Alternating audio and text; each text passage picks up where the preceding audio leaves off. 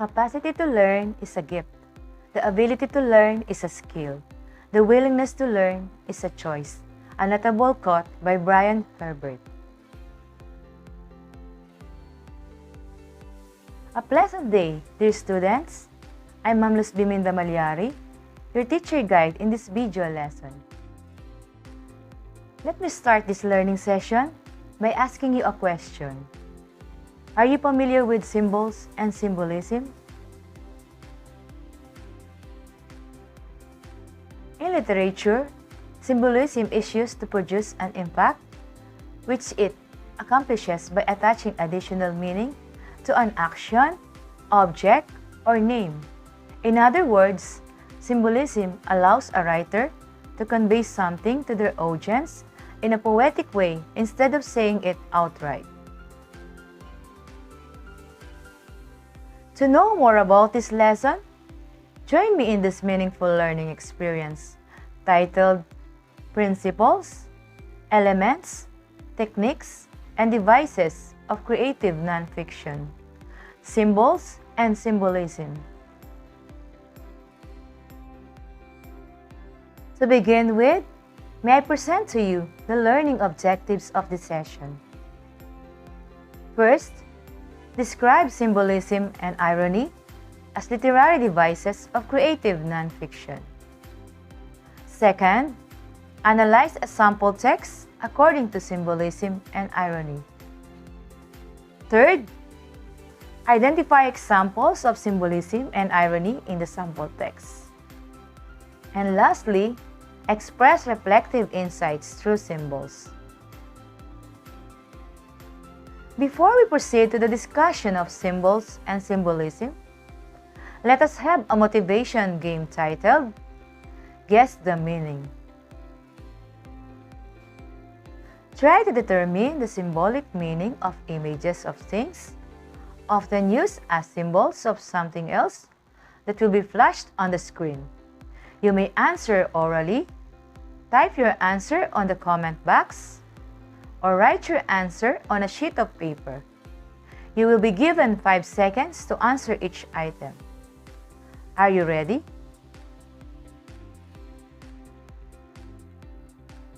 Number 1, heart.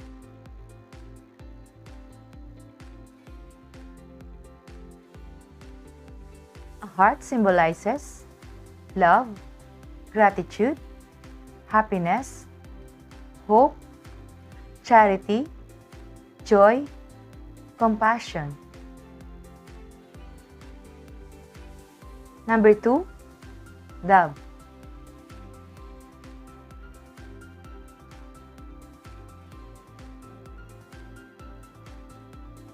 A dove symbolizes peace, love, devotion, freedom, purity, gentleness. Number 3, tree.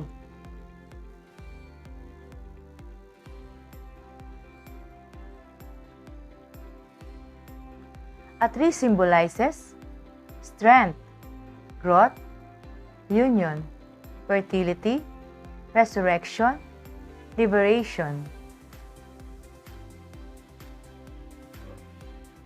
Number 4, crown.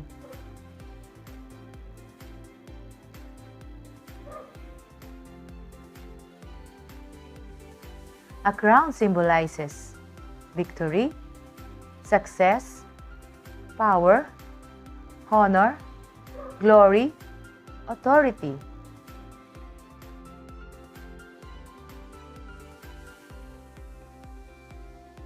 Number 5, sunrise.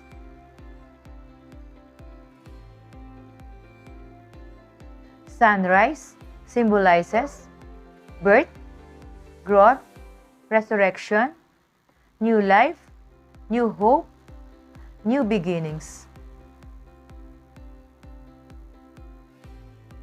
If your answers are included in the given pool of words, good job! Very good! Symbolism is the use of symbols to signify ideas and qualities. By giving them symbolic meanings, that are different from their literal sense. Symbolism can take different forms. Generally, it is an object representing another to give an entirely different meaning that is much deeper and more significant. Sometimes, however, an action, an event, or a word spoken by someone may have a symbolic value. For instance, smile is a symbol of friendship.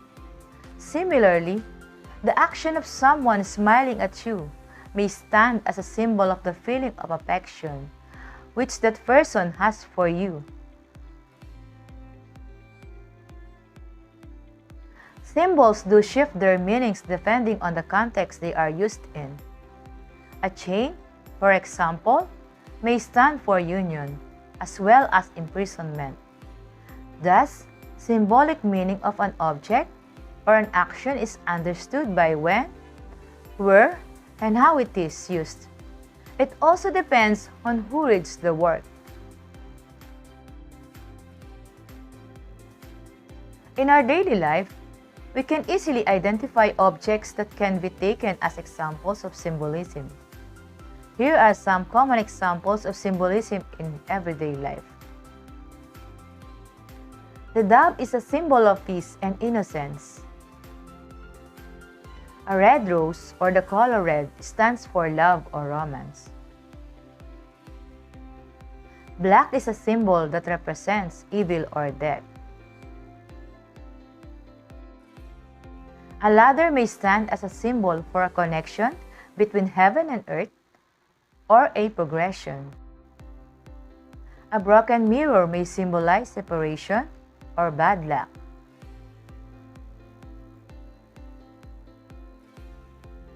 Now, to test your understanding with the topics that we have discussed, we will have a short activity titled, "What do they represent?" Study each picture below and answer the question, what do they represent? Again, you may answer orally, type your answer on the comment box, or write your answer on a sheet of paper. You will be given 5 seconds to answer each item. Number 1.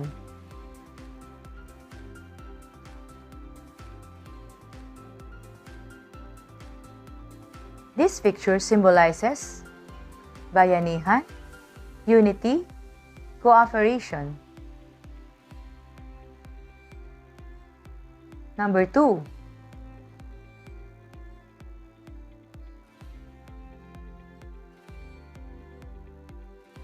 This picture symbolizes mother's love, care, comfort. Number 3.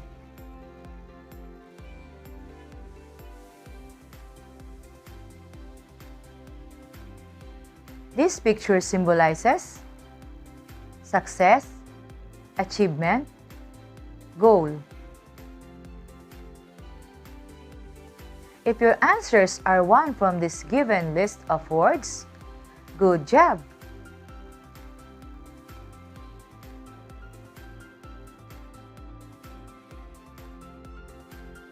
In this learning episode, we will also discuss irony, which is somehow related with symbolism. If symbolism is used to give symbolic meaning of things, irony, on the other hand, is the use of words to convey a meaning that is opposite of what is actually said. We recognize irony when someone says one thing but means the opposite, and when a situation or a person turns out to be the opposite of what we expect. For example, a driver whose license was confiscated by a traffic officer may say, "Thank you, officer. Now that you have my license, I can't drive." In this situation, the driver was mad and irritated at what happened. But instead of directly expressing his anger, the driver used irony in the way of thanking the officer for getting his license. meaning has three types, namely verbal, situational, and dramatic irony. Verbal irony, it is the use of words to present a meaning that is different from what the speaker says.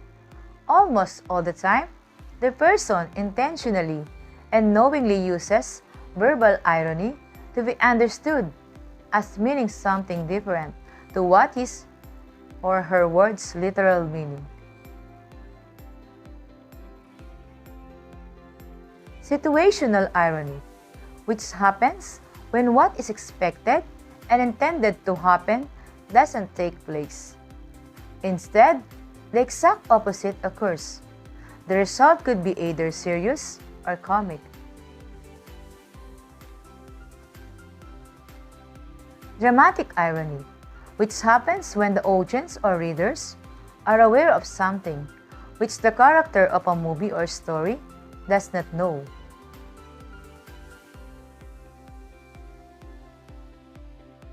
For us to understand clearly the three types of irony, let us have some examples of situations which shows irony.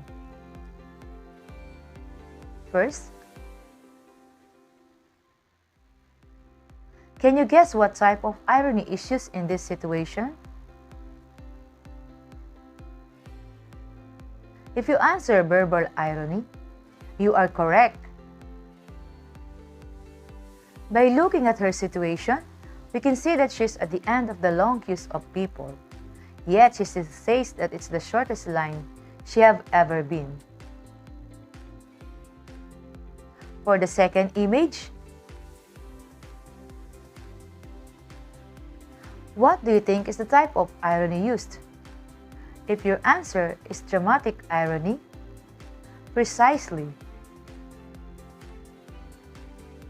From this situation, we can see that the girl is looking for his glasses but doesn't know where it is. If you are a reader of this story, you would know who took her glasses or where it was misplaced if you would continue reading it.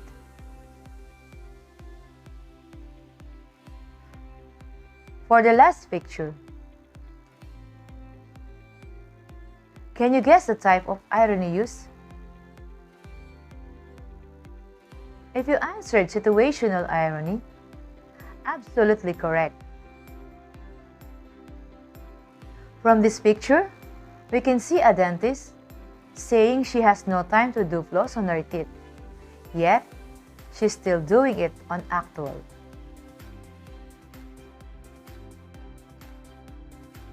With that, this has been Ma'am Luz Biminda, your creative nonfiction teacher on screen, leaving you another quote to ponder from Boris Pasternak.